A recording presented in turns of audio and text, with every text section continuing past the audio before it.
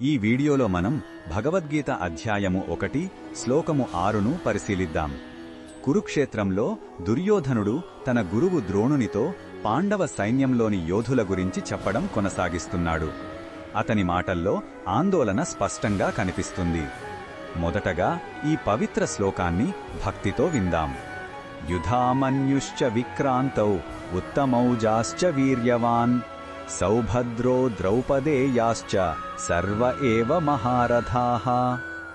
ఈ శ్లోకం అర్థమేమిటంటే, దుర్యోధనుడు, పరాక్రమవంతుడైన యుధామన్యుడు, వీరుడైన ఉత్తమౌజుడు, సుభద్రకుమారుడు అభిమన్యుడు, ద్రౌపది 5 కుమారులు, వీరందరూ మహారథులే అని అంటున్నాడు. మహారథుడు అంటే ఒంటరిగా 10,000 మందితో పోరాడగలవాడు. పాండవ పక్షాన ఉన్న యువ వీరులను కూడా లెక్కించడం అతనిలోని భయాన్ని సూచిస్తుంది. కృష్ణ భగవానుడు ఈ విషయంలో మనకు ఏమి చెప్పుతున్నాడు అంటే, ఈ సమయంలో కృష్ణుడు మౌనంగా ఉన్నా అంతా గమనిస్తున్నాడు. దుర్యోధనుడు భౌతిక బలాన్ని లెక్కిస్తున్నాడు.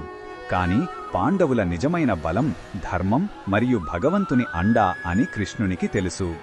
భౌతిక బలాన్ని చూసి భయపడటం అజ్ఞానం, ధర్మం వైపు నిలబడటమే నిజమైన బలం అని ఆయన బోధనల సారం.